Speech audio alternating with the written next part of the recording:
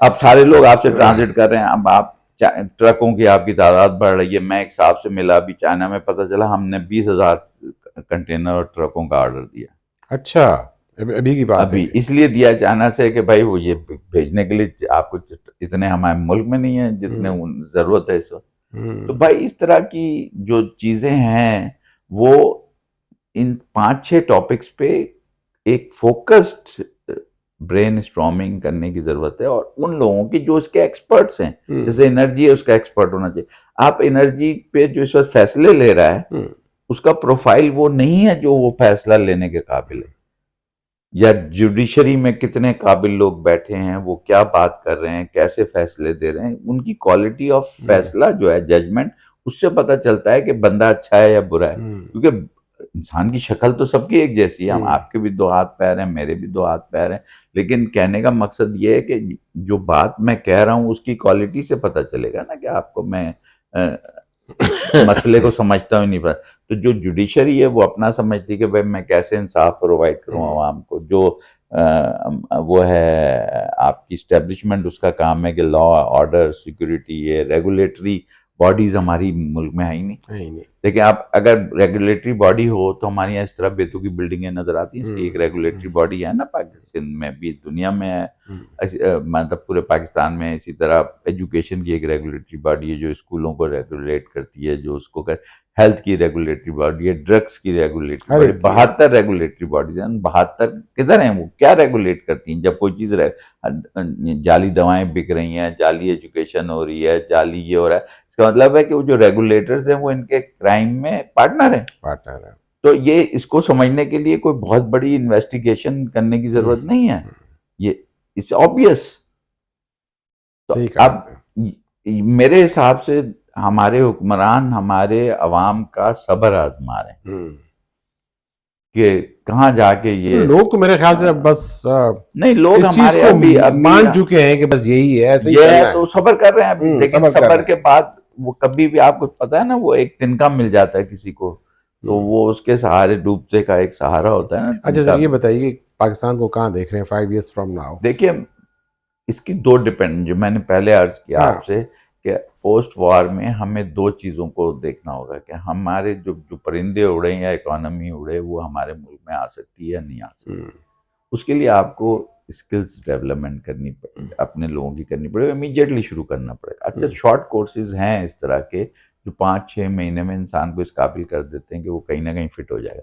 इस वक्त आप आईटी में अगर आप देखें तो 1 लाख 1.5 लाख लोगों की ज़रूरत है, हम्म। और हमारे पास ऐसे लोग हैं जिनको 6 महीने में ट्रेनिंग दे के आप रवाना कर सकते हैं। हम्म। तो अगर आप हर महीने ये टारगेट रखें हैं 6 महीने का, हाँ पहला 6 महीने तो कोई नहीं जा सकता ना, 6 महीने तो ट्रेनिंग लगते करेंगे हैं हाँ। ट्रेनिंग है।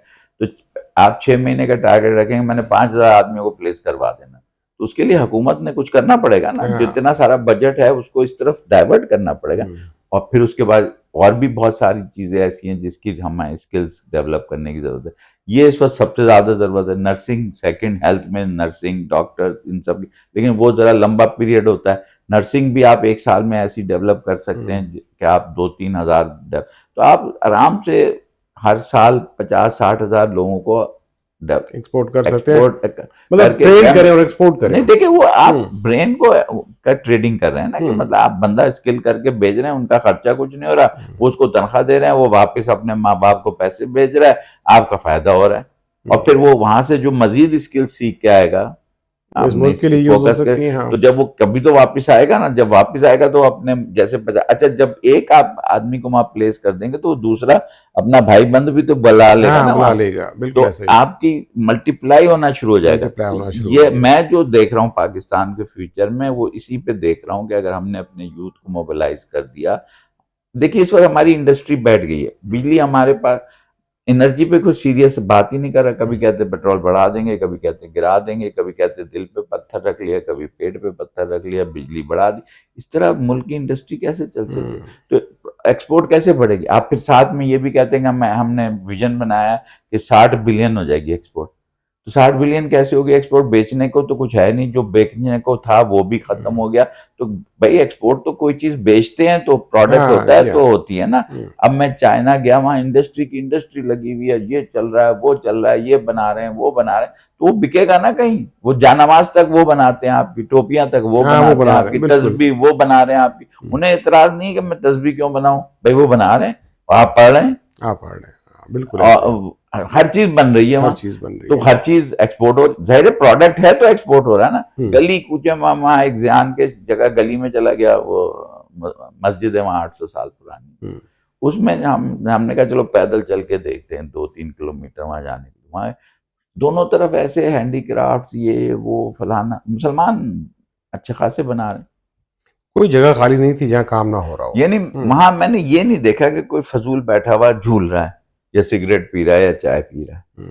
Everybody is busy and generating somehow something in economy। सही सही। चाहे वो साइकिल चला रहा है, चाहे रिक्शा चला रहा है, या बस चला रहा है, या धक्का दे रहा है, या जो भी कर रहा है, वो बिजी है, फालतू नहीं है। हाँ, सुबह से लेके शाम तक 10 घंटे सब काम करते हैं वहां। बिल्डिंग्स हैं, जो चीजें हैं वो फ्यूचरिस्टिक बना रहे हैं। वो ये नहीं क्या सोच रहे कि उन्होंने वहां पर जो हमें गाइड कर रहा था, जिससे हम सवाल जवाब कर रहे थे, जो हमारे होस्ट थे, वो ये उन्होंने कहा कि देखो ये जो हमारा बीजिंग या पीकिंग जो भी हम कहते हैं इसको, ये जो बीच का हिस्सा ना, ये हमारे पास्ट है कि किंग डायनेस्टी फलाना डायनेस्टी, ये ऑन डायनेस्टी, ये हमने प्रिजर्व किया है। इसके चारों तरफ हम सर्कल बना रहे हैं मॉडर्न, फर्स्ट सेकंड थर्ड, जो कि अब छठे पे पहुंच गया। अच्छा। इसी तरह हम फलां शहर में ये कर रहे हैं, हम फलां शहर में वो कर रहे हैं, हम फलां शहर में इंडस्ट्री बना रहे हैं, फलां शहर में हम सिर्फ ट्रेड कर रहे हैं। अमरीका जैसे जो दुनिया में ट्रेड फेयर्स होते हैं ना, हनोवर में या डुसलडॉर्फ में, इसी तरह की उन्होंने बना ली एक, सिर्फ मुझे नाम याद नहीं आ रहा, दिमाग से निकल गया। वो जो है ना, वहां सिर्फ ट्रेड हो रही है, दुनिया के लोग आते हैं, चीजें देखते हैं उनकी कि ये बेड बना हुआ है, ये कुर्सी बनी हुई है, ये, और वहां से ले जाते हैं।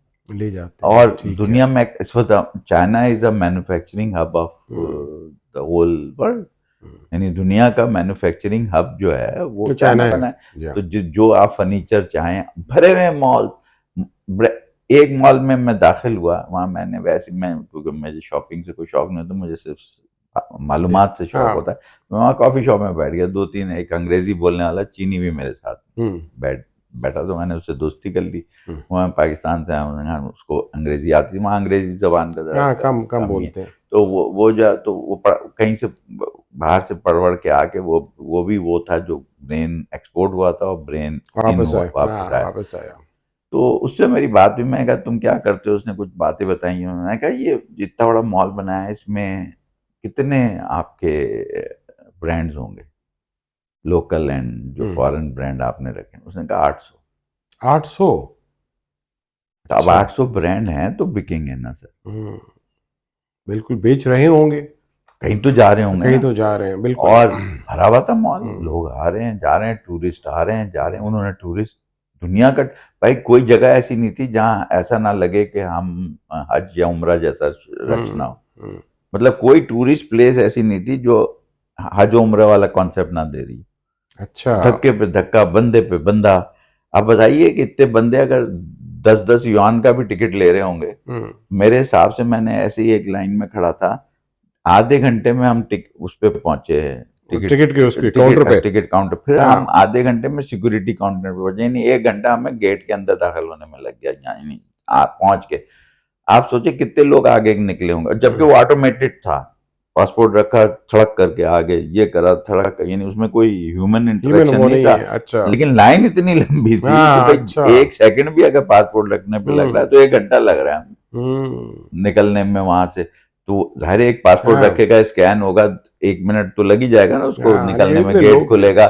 तो इसका मतलब है कि 60 आदमी मेरे से आगे और 50 आदमी मेरे से पीछे, और वो लाइन घूमती घूमती ऐसे यूं जिगजैग में है। तो कितना बड़ा टूरिज्म हमारे, इतना खूबसूरत इलाका है गिलगित बल्तिस्तान। ये आप अभी गए थे मेरे ख्याल से, रिसेंटली मैं गया था। अब बल्कि हम उनको एडवाइस भी कर रहे हैं, मैं फिर दोबारा जाऊंगा इंशाल्लाह ईद के बाद। तो वहाँ रिजॉर्ट वगैरह का हम सोच रहे हैं कि किसी को पकड़ के लाएं वहां से, इधर से, क्योंकि देखिए इन्हीं चीजों से तो इकोनॉमी बढ़ती है। और कैसे आपका सॉफ्ट इमेज भी इन्हीं चीजों से बढ़ता है। बिल्कुल। आप बाकी क्या चीज बेचेंगे। और हमारे पास तीसरा प्रोडक्ट है डिफेंस प्रोडक्शन, डिफेंस जो कि माशाल्लाह हमारी अभी अच्छी चल रही है, अच्छी उसको बेचें हम, उसको उससे कुछ पैसे आएंगे। और फिर एक और चीज है जो डिफेंस वालों को करनी चाहिए, जहां जहां भी पैक्ट कर रहे हैं उनसे पैसे लें, जैसे अमेरिका लेता है। भाई हम आपको प्रोटेक्शन दे रहे हैं, आप हमें पैसे दें। हमारी जरूरत इकोनॉमी है, आपकी जरूरत प्रोटेक्शन है, इसमें क्या रहा है, इसमें शर्म की क्या बात। कोई सी बात नहीं भाई मैं किसी को कोई स्किल दे रहा हूँ, आप कहीं अगर पढ़ाते भी हैं तो उस्ताद भी तो तनख्वाह लेता है, क्योंकि उसका भी तो पेट है ना।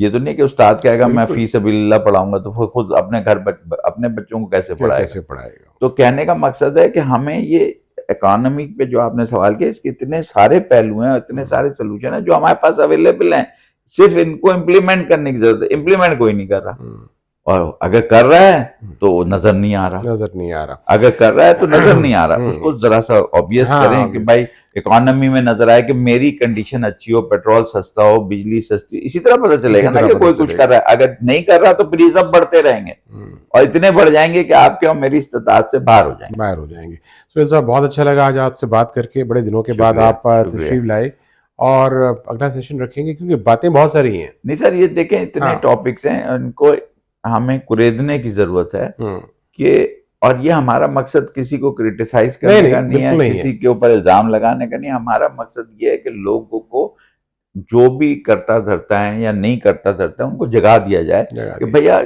अच्छा काम भी कर लो, अगर ताकि तराजू में तुल जाए, अच्छे काम और ज्यादा हो, तो दो चार अगर बुरे काम भी किए तो तराजू तो इधर ही होगा, जन्नत तो मिल ही जाएगी। जी हाँ, जी हाँ, बहुत बहुत शुक्रिया सुहेल बजाज साहब, थैंक यू वेरी मच। फिर अगले किसी उसमें मिलते हैं आपके साथ इंशाल्लाह।